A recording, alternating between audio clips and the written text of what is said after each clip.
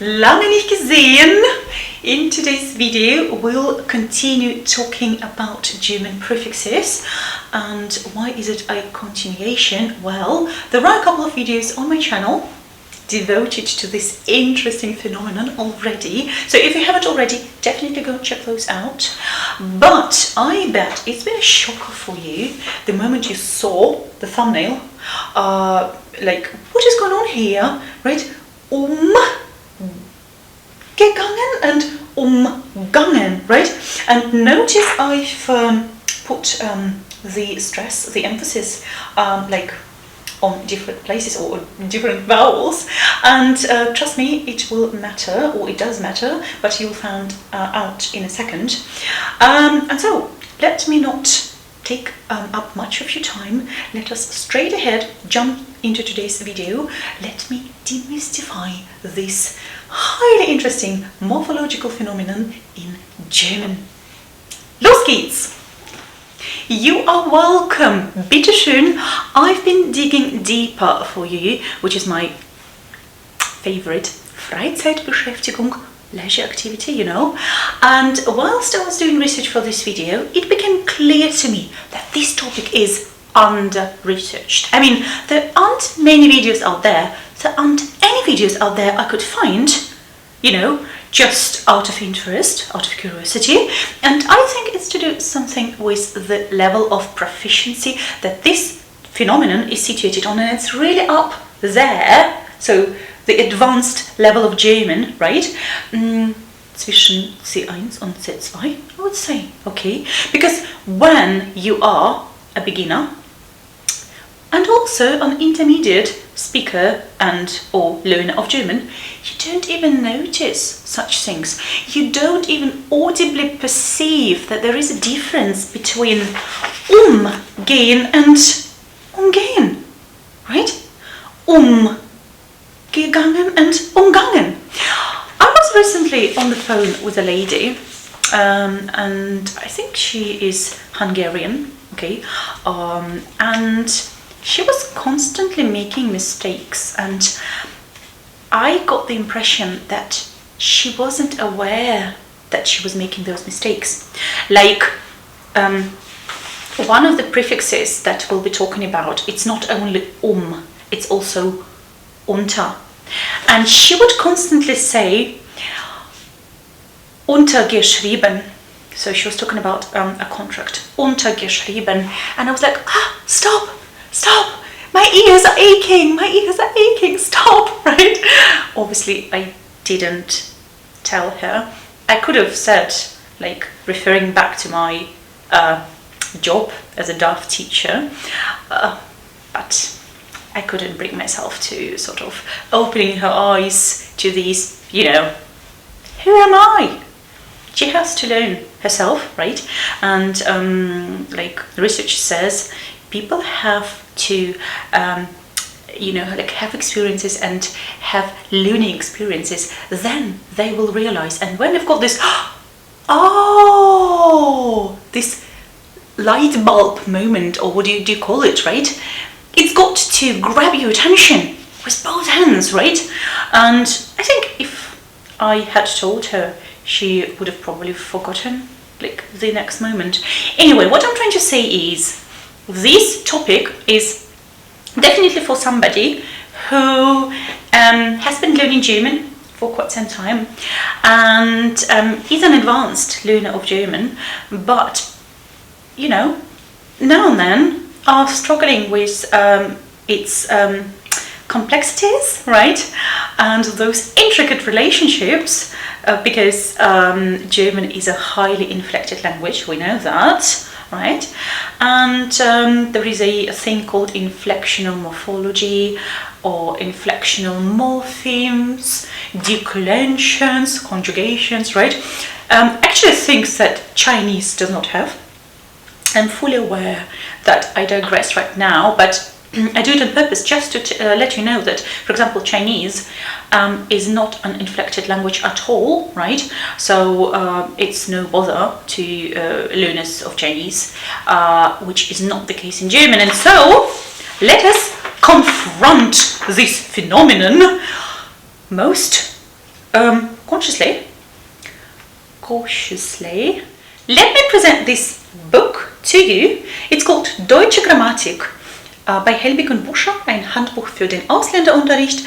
I consult this book regularly whenever I am in doubt, or the knowledge has got rusty a bit, or I'm not certain about a grammatical category, because German is a highly inflected language, guys. Declensions, conjugations, inflectional morphemes, and so on and so forth.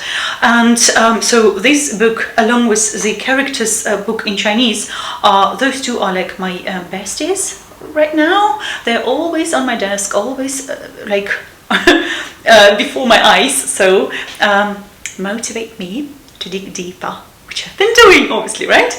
And on page 198, yeah, you will find this heading. So under 1.11, Verben mit trennbarem Erstteil. In case you don't know what ein trennbares Erstteil is, this is a separable prefix to me, okay? And we know what happens to separable prefixes. They get separated and go to the end of the statement, right? So in that video, I think one example was ankommen, okay? Der Zug kommt 19 Uhr an. That's the simple present. And then der Zug ist 19 Uhr angekommen. Okay, this is like the classical traditional trajectory for verbs to undergo or to go, right? Because this G prefix G is a morphological marker, right, for the perfect tense, right? Angekommen. Oh, so ist angekommen. Right. So I was closely examining, scanning, and also skimming those pages until I came across these two lines under 4 in brackets. Are you ready for some Wissenschaftsdeutsch? It's only 2 lines, so brace yourselves. Einige präpositionale Präfixe als Erstteile von Verben kommen sowohl betont und trennbar nachgestellt, als auch unbetont und untrennbar vor, die sogenannten doppelförmigen Verben. Doppelförmig bedeutet 2 Formen, right? What I've just demonstrated. 2 Formen. One prefix 2 Formen. Umgangen versus umgegangen, right? And so, the authors, they mention 5 prefixes. So, durch, hinter, über, unter und And I have created a collection of verbs off the top of my head, guys, off the top of my head, because this is something that's been on my mind, okay? So I have been accumulating it like in my mental lexicon, and then I sat down and wrote them down, okay? And you'll be astonished in a moment how many like irregular forms there are actually, okay? And people do make use of them, right?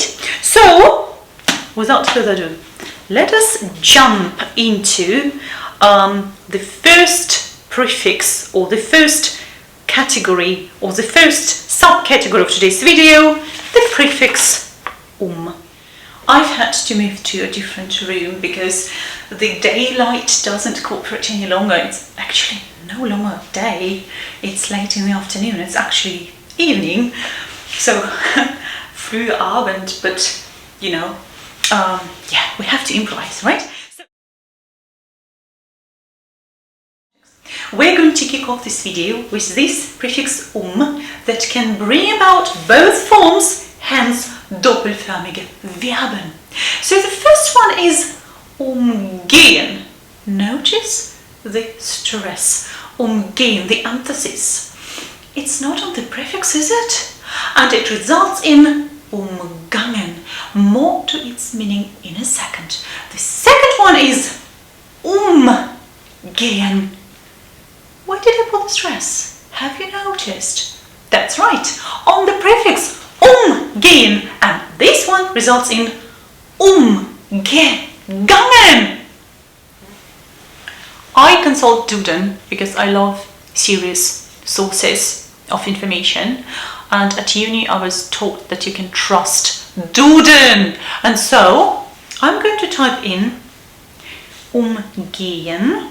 Okay, let's see what I will get in return. Oh, it shows me 2 forms. Can you believe? 2 forms. This is a smart guy. So the first form, I'm going to click on it, and it says instantly umgangen. It was our first form, right? This one, umgangen. So I'm going to double check the, okay, one of the downsides are constant ads. I don't like it, but here we go. I'm going to expose you to the pronunciation of this word. Are you ready? Pay attention where the speaker puts the stress. Umgehen. Umgehen. Is it the prefix or is it the vowel after the prefix?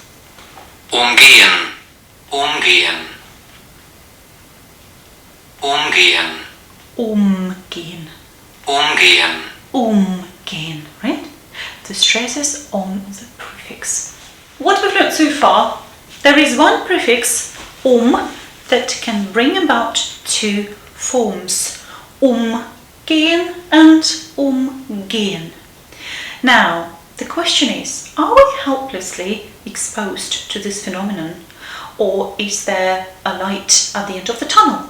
And the answer is, there is a light at the end of the tunnel, and there are a couple of hacks that help us, or may help us, differentiate between these 2 forms. Okay? Hack number 1 is the stress pattern. Okay? I mean, I have marked those patterns with these red dots, okay, on purpose, because I have already made you listen to the pronunciation, right? And I was drawing your attention that the stress patterns are different, right? And so whenever the stress is put on the prefix, so like umgehen, which results in umgegangen, so this is an indicator that this verb is separable. Umgegangen, umgegangen. And these verbs are very often intransitive. Okay? So they don't take an object or a direct object. Intransitive. In direct opposition to umgehen. Okay, so the stress is on the vowel after the prefix umgehen, which results in umgangen.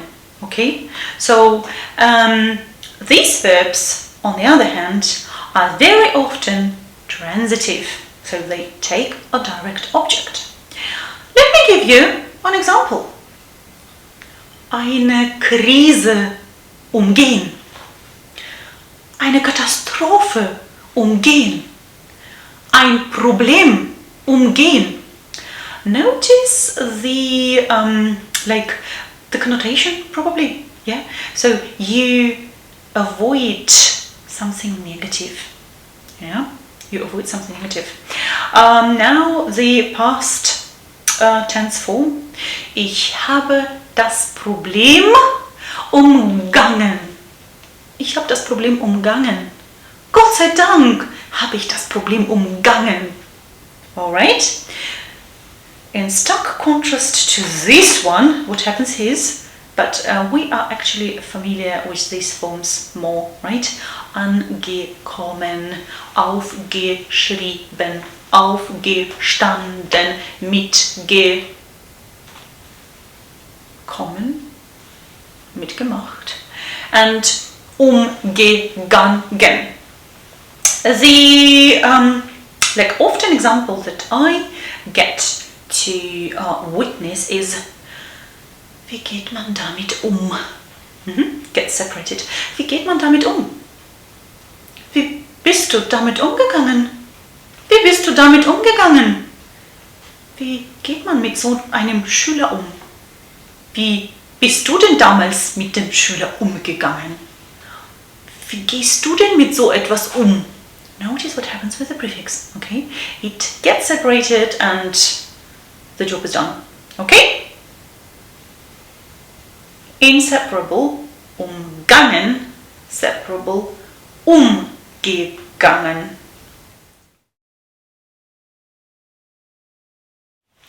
The second prefix on the agenda that also can bring about two forms is unter. And the first verb that I'd like to share with you is, listen out for the stress pattern. Untergehen. Does it fall on the prefix or does it not? Untergehen. Most definitely does. Untergehen. And does it make this verb separable or inseparable? Untergehen. Separable, which means what happens to the past tense form?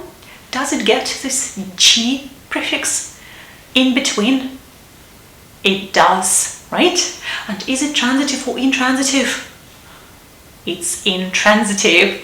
Good job! Alright, so two examples with untergehen. Ein Schiff ist untergegangen. Ein Schiff. Titanic, right? Titanic is untergegangen.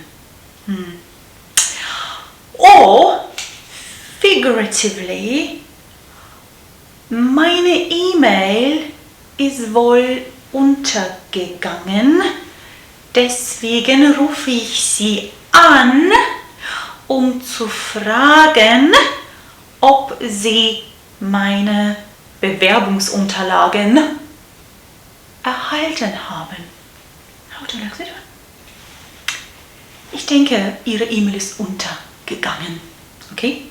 So, it's like so many emails, like, and it gets lost. Okay? So, this is untergehen. The second verb with the prefix unter is Unterbringen. So, does it follow the same pattern? Unterbringen. It does. The emphasis is put on the prefix unter. Unterbringen. Unterbringen. To accommodate. Okay, somebody. For example, in einem Hotel untergebracht sein. In welchem Hotel seid ihr denn untergebracht? In welchem Hotel seid ihr untergebracht? Get accommodated. That's unterbringen. Students turned its back on me, so I'm just using Google, okay? Let us now juxtapose these two separable verbs, unterbringen and untergehen, to 5 verbs with the same prefix unter, but being inseparable. And the first one being Untermauern. Untermauern. which means that its past tense form is untermauert. In an academic or educational setting, eine These untermauern, okay, so Mauer is a wall, right? A wall, so untermauern means to back up your thesis, okay? To argue well, to find suitable arguments. Untermauern. The second one is Unterbinden. Unterbinden. okay, so inseparable, meaning transitive. And what does the past tense form look like? It's quite irregular. Unterbunden. Important is that you stick to that rule in terms of pronunciation or emphasis. Unterbunden. Untermauert. Umgangen. Okay? So, what does it mean to prevent something from doing something, to stop something from proceeding, doing something. For example, eine Diskussion unterbinden, jede Störung unterbinden, okay? The third verb with the prefix unter is a high frequency verb. Are you ready? Unterbrechen. Unterbrechen. Now, can you stop the video and quickly drop me a comment? What do you think, or you think you know, the past tense form of this verb is? Okay, I'll tell you, it's unterbrochen. Unterbrochen. Okay, so to interrupt. For example, ich muss Sie leider unterbrechen, aber meine S-Bahn fährt gleich ab. Ich muss Sie leider unterbrechen. Okay, so somebody is having a conversation or being on the phone and you come up to them and they're like, ich muss Sie leider unterbrechen. Yeah, so you have to have a good reason, okay? Or, entschuldige bitte, dass ich deinen Unterricht unterbrochen habe. Entschuldige bitte, dass ich dein Telefonat unterbrochen habe. Entschuldigen Sie bitte, dass ich Ihre Konversation unterbrochen habe. Aber ta. Okay. So notice it is a transitive verb, right? Because I've inserted a direct object in every of these sentences. Eine Konversation oder die Konversation, das Telefonat, ein Telefonat, den Unterricht. Okay, so you have to have something that you can unterbrechen, interrupt. Does it make sense? I think it does. The fourth verb in today's collection of verbs with the prefix unter that are inseparable, hence transitive is Unterzeichnen. Unterzeichnen. And this one is closely related to our last verb in today's collection. The one that you might be more familiar with is Unterschreiben. Unterschreiben. So, do you know the meaning? Stop this video and drop me a comment. It means to sign using the signature. Okay, so unterschreiben or unterzeichnen. Unterzeichnen, so they are semantically very close, but I think unterzeichnen in terms of register is actually higher in the dominance hierarchy, what Jordan Peterson refers to as dominance hierarchy. Unterzeichnen, it's more formal in terms of register, okay? So if you are based in Germany and you are looking for a job, and you've even had a job interview and did well, extremely well, your potential employer might tell you, you know, something like, bitte senden Sie den unterschriebenen / unterzeichneten Arbeitsvertrag an uns zurück. Unterschriebenen und oder unterzeichneten. Okay, those two function as adjectives here formed out of the past participle. Okay, unterzeichnet, unterzeichneten, right? Notice the declensions. Unterschrieben, unterschriebenen. So senden was? So accusative object, direct object. Den Arbeitsvertrag, being a masculine noun. Hence those declensions, blah blah blah, which is a different story. The third prefix that you must know of is über, because it can also create both separable and inseparable verbs. I would like to start with a small collection of inseparable verbs, and I would like you to listen out for the stress pattern. Here we go. Überspringen. Überspringen. Notice where the emphasis is put on.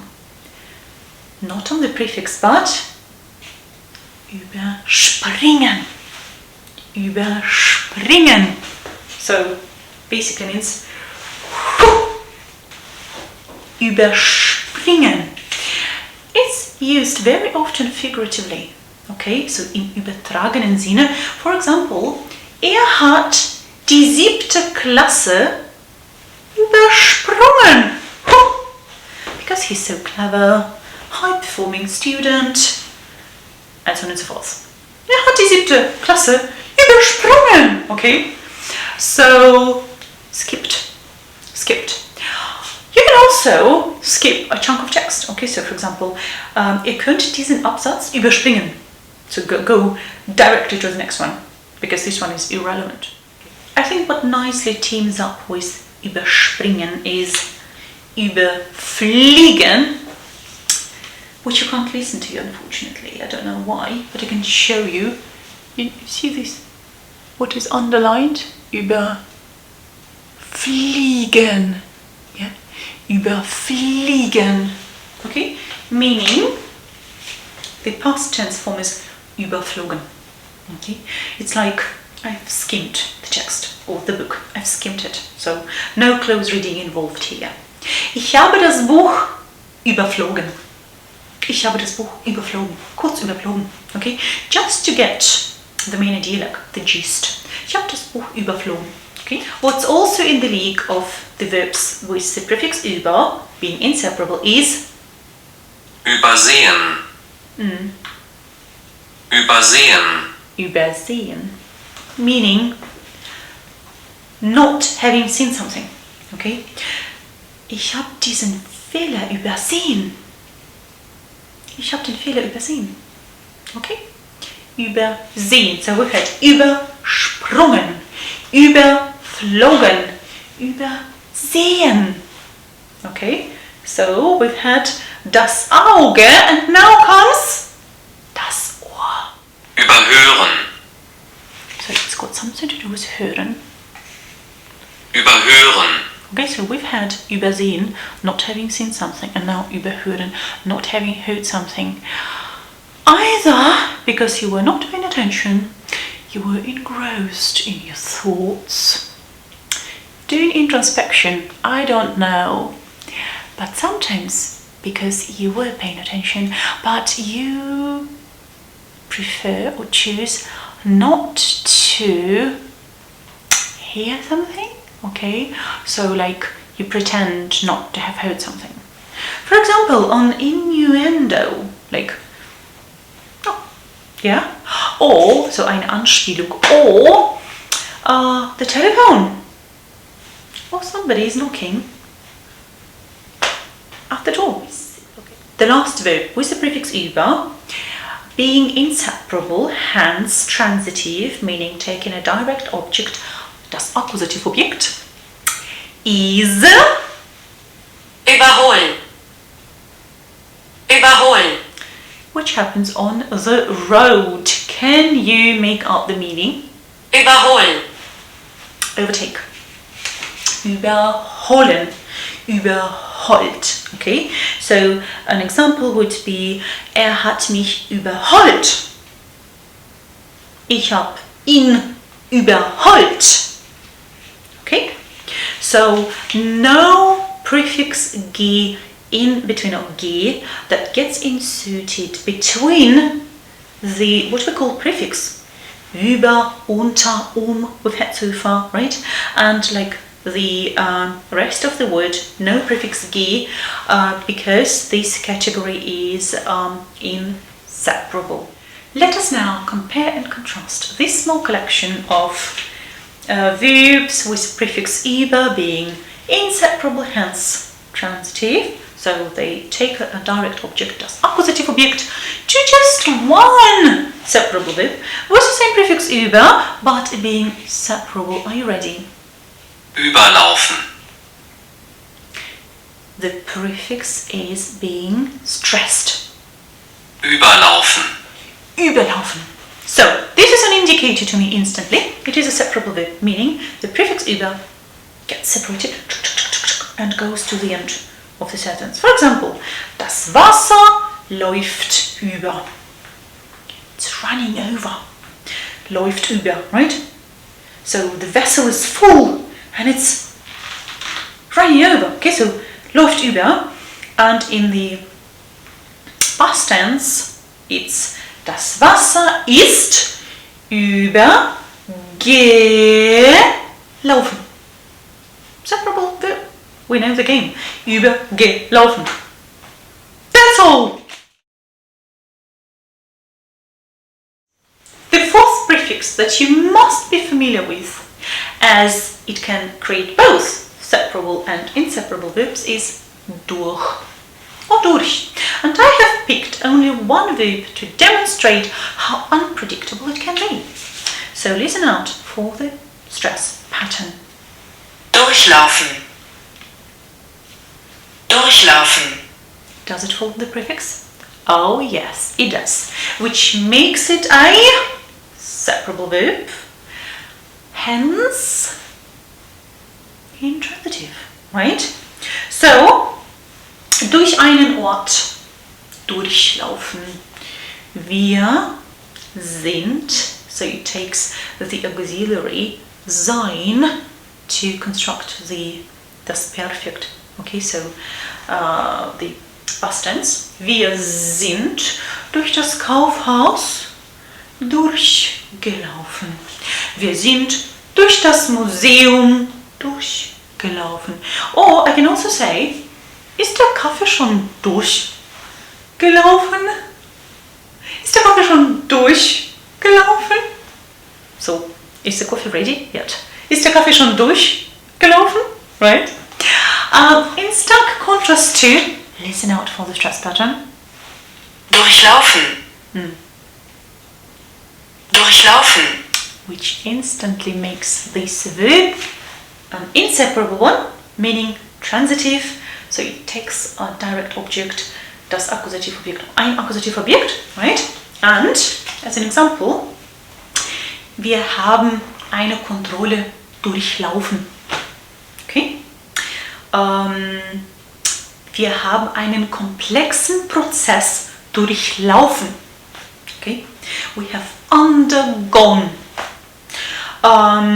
Unsere Produkte durchlaufen eine Qualitätskontrolle before okay, so all of our products undergo some control before they end up being on the market. Okay, this undergo. Durchlaufen.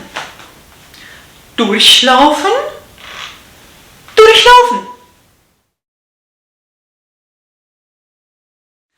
The last prefix that I've taken out of Deutsche Grammatik by Helwig Buscher is hinter. So it can create both separable and inseparable verbs. Having said that, I have encountered exclusively inseparable verbs with this prefix. So I'm going to present 4 verbs with prefix hinter to you. The first one being Hinterlegen. Hinterlegen. hinterlegen, to leave something for somebody. Ja? Hat wohl einen Zettel für mich hinterlegt. He's left a note for me, I think. Hat ein Paket für mich hinterlegt. Or you can leave something as a deposit, like etwas als eine Anzahlung hinterlegen. The next one being closely semantically related to hinterlegen is